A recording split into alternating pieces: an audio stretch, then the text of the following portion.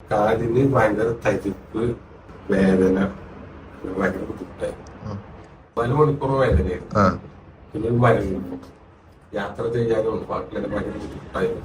ആള് ഈ 14 step treatment അങ്ങനെയൊക്കെ പലതും ചെയ്തിട്ടൊന്നും ആൾക്ക് സമാധാനമല്ല. അപ്പൊ ആള് പറഞ്ഞപ്പോ ഞാനൊരു പുതിയൊരു ട്രീറ്റ്മെന്റിന് പോയതാണ്. ഒരു 3 ദിവസമായി. പക്ഷെ എനിക്ക് നല്ല ക്ലിയർ ആയി. ഇപ്പൊ കാല് മുടക്കാനും ബാക്കിയുള്ള കാര്യത്തിലൊക്കെ പറ്റുന്നുണ്ട്. നല്ല സ്മൂത്ത് ആയതുമാണ്. എന്തുകൊണ്ടാണ് മരവിപ്പ് അല്ലെങ്കിൽ തരിപ്പൊക്കെ നമുക്ക് അനുഭവപ്പെടുന്നത്? എക്സാക്റ്റ് ഒരു കാരണം നമുക്ക് അങ്ങനെ പ്രോപ്പറായിട്ട് ഇന്നതുകൊണ്ടാണ് വരുന്നത് നമുക്ക് പറയാൻ കഴിയില്ല.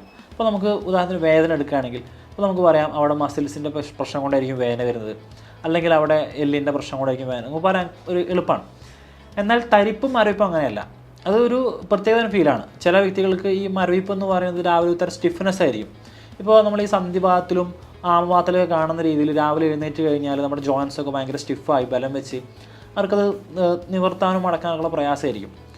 ചില പേഷ്യൻസിന് കാണുന്ന മരവിപ്പ് തരിപ്പ് എന്നൊക്കെ പറയുന്നത് ചിലപ്പോൾ അവർക്കിപ്പോൾ ഒരു സ്ട്രോക്ക് ഹിസ്റ്ററി, ഒരു ഭാഗം തളർവാദം വന്ന ആളാണെങ്കിൽ, ഇപ്പോൾ അവർക്ക് ഒരു സൈഡോ അല്ലെങ്കിൽ അരക്കുന്ന കീപ്പോട്ടൊക്കെ തളർന്നിട്ടുള്ള ആളുകളാണെങ്കിൽ അതിൻ്റെ പ്രൈമറി റീസണായിട്ട് പറയുന്നത് രക്തോട്ടത്തിൻ്റെ കുറവായിരിക്കും. ഇപ്പം പ്രോപ്പറായിട്ടൊരു ശരീരത്തിൻ്റെ ഭാഗത്തേക്ക് ബ്ലഡ് സർക്കുലേഷൻ ഇല്ല എങ്കിൽ ഈ പറയുന്ന മരവിപ്പ് കാണാറുണ്ട്.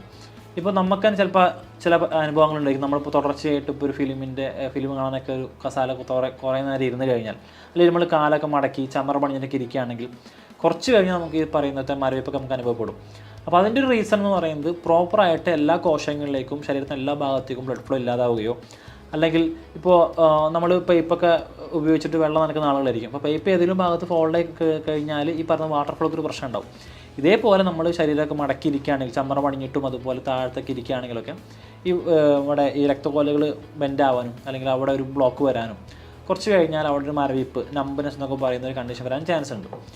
എന്നാൽ ഇപ്പോൾ കാണുന്ന റീസെൻ്റായിട്ട് കാണുന്ന മിക്ക തരിപ്പിൻ്റെയും മരവിപ്പിൻ്റെയും ഒരു ബാക്കിലൊരു കാരണമായിട്ട് പറയുന്നത് ന്യൂറൈറ്റിസ് ആണ്. അതിന് ഒരുപാട് കാരണം കൊണ്ട് വരും. അപ്പോൾ എസ്പെഷ്യലി ഇപ്പോൾ നമ്മുടെ ക്ലിനിക്കിൽ വന്ന പേഷ്യൻസിൻ്റെ പ്രശ്നം എന്ന് പറയുന്നത് ഡയബറ്റിക് ന്യൂറോപ്പതിയാണ്. ഇപ്പോൾ നമുക്കറിയാം പ്രമേഹം എന്ന് എല്ലാവർക്കും വളരെയധികം കോമൺ ആയിട്ട് കാണുന്ന ഒരു അസുഖമാണ്, ഒരു ജീവിതശൈലി രോഗം കൂടിയാണ്. അപ്പോൾ ഈ പ്രമേഹം വന്നു കഴിഞ്ഞാൽ തന്നെ കുറച്ച് കാലത്തിനപ്പുറത്തേക്ക് കുറച്ച് കാലം നമുക്ക് പ്രമേഹം ഉണ്ടെങ്കിൽ ഇതിൻ്റെ ഒരു കോംപ്ലിക്കേഷനായിട്ട് ഡയബറ്റിക് ന്യൂറോപ്പതി എന്ന് പറയുന്നൊരവസ്ഥ, ഒരു കോംപ്ലിക്കേഷൻ കാണാറുണ്ട്. എന്ന് വെച്ച് കഴിഞ്ഞാൽ ഒരു നാഡീക്ഷീണം, നാഡിക്ക് ഒരു ബലക്കുറവ് കാണാം. ഇത് പലതരത്തിലാണ് ആളുകൾ എഫക്റ്റ് ചെയ്യാറുള്ളത്. ചില വ്യക്തികൾക്ക് തന്നെ നേരത്തെ പറഞ്ഞ പോലെ ഒരു മരവിപ്പോ അതല്ലെങ്കിൽ ഒരുതരം ചുട്ടുകറന്ന ഫീലോ ഒരു ബേണിംഗ് സെൻസേഷനോ ഒക്കെ ആയിരിക്കും. ചില വ്യക്തികൾ ഇതിൻ്റെ എക്സ്ട്രീം വേർഷനായിട്ട് നാഡി തളർച്ചയൊക്കെ സംഭവിച്ചവർക്ക് ഇറക്റ്റൽ ഡിസ്ഫങ്ഷൻ അഥവാ ഉദാഹരണക്കുറവ് കാണാറുണ്ട്. അടിസ്ഥാനപരമായിട്ട് ശരീരത്തിന് ഏതെങ്കിലും ഒരു ഭാഗത്ത് മരവിപ്പോ അല്ലെങ്കിൽ തരിപ്പൊക്കെ ഉണ്ടെങ്കിൽ അതിനൊരു ബേസിക് റീസൺ ആയിട്ട് അല്ലെങ്കിൽ അടിസ്ഥാന കാരണം കണ്ടെത്താൻ കഴിയുന്ന ഒരു പക്ഷത്തിൻ്റെ ഒരു ബ്ലഡ് സർക്കുലേഷൻ്റെ കുറവുകൊണ്ടായിരിക്കും. പ്രോപ്പറായിട്ട് ആ ഭാഗത്തേക്ക് ബ്ലഡ് ഫ്ലോ ഇല്ലെങ്കിലൊക്കെ ഈ പറയുന്ന ഒരു മരവിപ്പ് കാണാറുണ്ട്. ഇപ്പോൾ ചില വ്യക്തികൾക്ക് ഈ പറഞ്ഞ ഫ്രോസൺ ഷോൾഡറിൻ്റെ ഒക്കെ പ്രശ്നം ഉണ്ടാവാറുണ്ട്. കൈ പൊക്കാൻ പറ്റാത്തൊരവസ്ഥ, അല്ലെങ്കിൽ കൈ ഇവിടുന്ന് ഇങ്ങോട്ട് കടഞ്ഞിറങ്ങുന്ന രീതിയിലുള്ളൊരവസ്ഥ. നമുക്ക് കൈ പൊക്കുമ്പോഴോ അല്ലെങ്കിൽ നമ്മൾ വെറുതെ നിൽക്കുന്ന സമയത്തോ അല്ലെങ്കിൽ ട്വിസ്റ്റ് ചെയ്യുന്ന സമയത്തൊക്കെ ഒരു തരം പുകച്ചിലും ചുട്ടുതല കാണാറുണ്ട്. അപ്പോൾ നമ്മളിത് ആ പേഷ്യൻസിനെ പരിശോധിച്ച് റൂൾ ഔട്ട് ചെയ്യുന്ന സമയത്ത് അവർക്ക് ഈ പറഞ്ഞ സ്കാപ്പുല ഭാഗത്ത്, നമ്മുടെ തോളൻ്റെ ഭാഗത്ത് അവിടുത്തെ മസിൽസിനൊക്കെ ഭയങ്കര സ്റ്റിഫ്നെസ്സും അവിടെ ചില ബ്ലോക്കൊക്കെ കാണാൻ പറ്റും. അപ്പോൾ നമ്മൾ ഇപ്പോൾ യുനാനി ചികിത്സാ രീതിയിലുള്ള കപ്പിംഗ് തെറാപ്പി അതുപോലുള്ള ഉച്ചിലൊക്കെ ചെയ്യുകയാണെങ്കിൽ അതിൻ്റെ കൂടെ തന്നെ സപ്പോർട്ടീവായിട്ട് മെഡിസിൻസ് കൊടുക്കുകയാണെങ്കിൽ വളരെ ഷോർട്ട് പീരീഡ് ഓഫ് ടൈം, കുറച്ച് സമയം കൊണ്ട് തന്നെ ഈ പറയുന്ന പ്രശ്നങ്ങളൊക്കെ തന്നെ മാറി കാണാറുണ്ട്. അപ്പോൾ ഞാൻ പറഞ്ഞത് എന്താ വെച്ച് കഴിഞ്ഞാൽ ഇതിൻ്റെ ഒരു അടിസ്ഥാനമായിട്ടുള്ള കാരണം ഈ പറയുന്ന മസിൽസിന് വരുന്ന വല്ല ബ്ലോക്കേജ് അല്ലെങ്കിൽ സ്പാസംസോ മസിൽസിൻ്റെ മേലെ വരുന്ന നീരുകെട്ടുകളോ, ഇനി അതുമല്ലെങ്കിൽ ഈ നോർമലായിട്ട് കാണുന്ന വല്ല ബ്ലഡ് സർക്കുലേഷൻ്റെ കുറവൊക്കെ ആയിരിക്കും.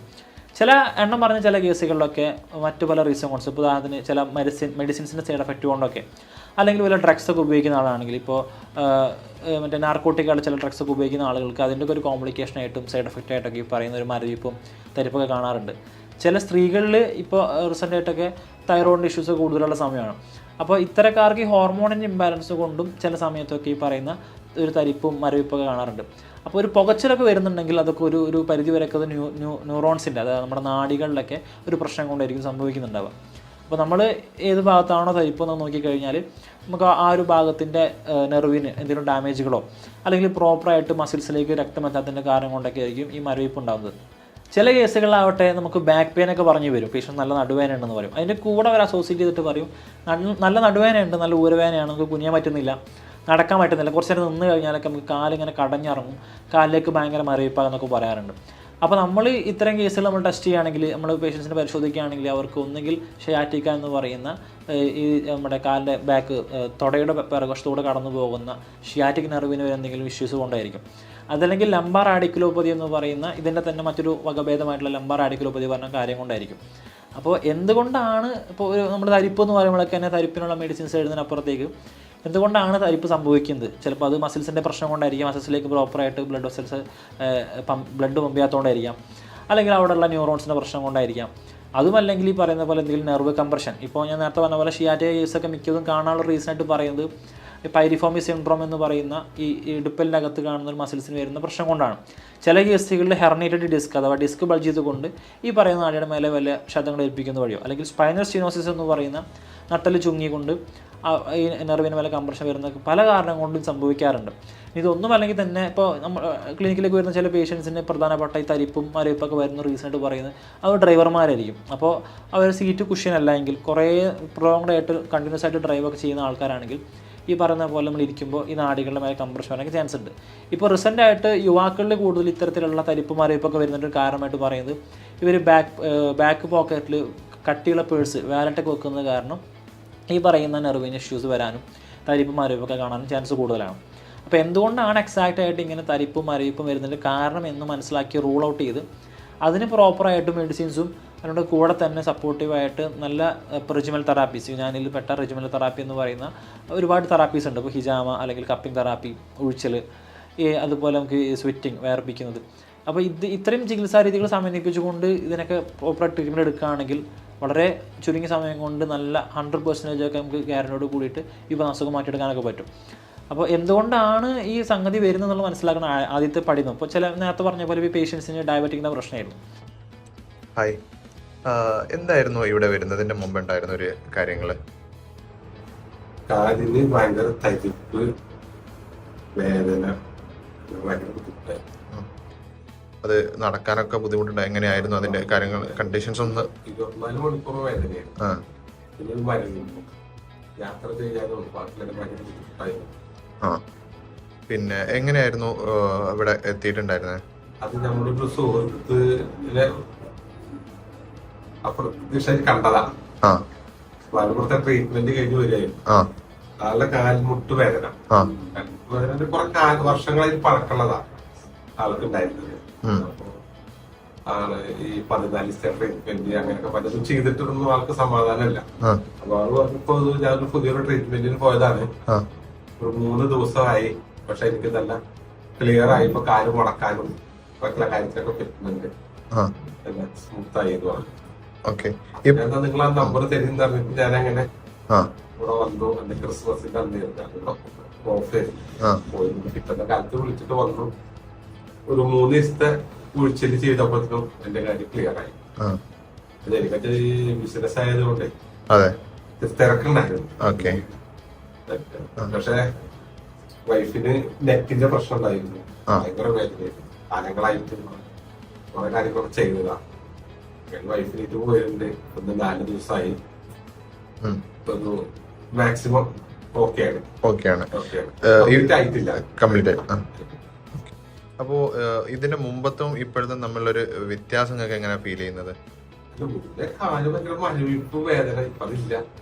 സ്മൂത്തായിട്ട് നടക്കാൻ പറ്റുന്ന ബുദ്ധിമുട്ടില്ല. ഇതിനൊക്കെ ഉറക്കത്തിന്റെ പോണി നീട്ടി കഴിഞ്ഞ ഭയങ്കര ബുദ്ധിമുട്ടാണ്.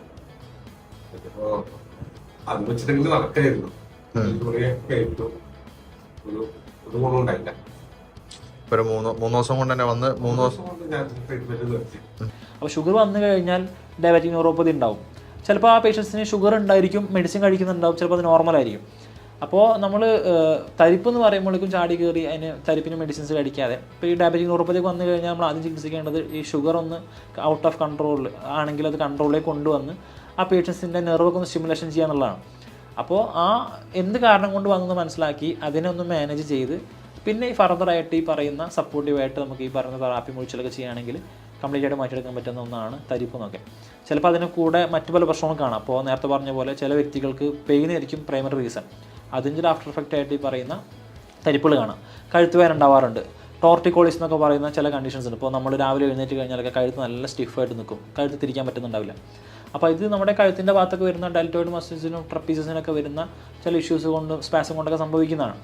അപ്പോൾ അതിൻ്റെ കൂടെ തന്നെ നമുക്ക് ഈ പറയുന്ന തരിപ്പും മരിപ്പും കാണാൻ പറ്റും. അപ്പോൾ ചിലപ്പോൾ ആ വേദന പോയി കഴിഞ്ഞാൽ, അല്ലെങ്കിൽ മസിൽസിൻ്റെ സ്പാസം പോയി കഴിഞ്ഞാൽ, അല്ലെങ്കിൽ ഈ പറഞ്ഞ ഷിയാറ്റിക്ക പോലത്തെ നെർവിൻ്റെ ഇഷ്യൂസൊക്കെ ആണെങ്കിൽ ആ ഒരു ബുദ്ധിമുട്ട് മാറിക്കഴിഞ്ഞാൽ അതിനെ കൂടെ അസോസിയേറ്റ് ചെയ്ത് കാണുന്ന ഇത്തരം സിംറ്റംസും ഇത്തരം ബുദ്ധിമുട്ടുകളൊക്കെ നമുക്ക് താനെ ഇല്ലാതായിട്ടൊന്ന് കാണാൻ പറ്റും. ചില കേസുകളിൽ വേറെ ഒന്നും ഉണ്ടാവില്ല, ഈ പറയുന്ന ഒരു ഫീലായിരിക്കും. ഇപ്പോൾ കാലിൻ്റെ അടിഭാഗം ചുട്ട് കത്തുന്ന രീതിയിലൊരു ഫീലൊക്കെ പറയാറുണ്ട്.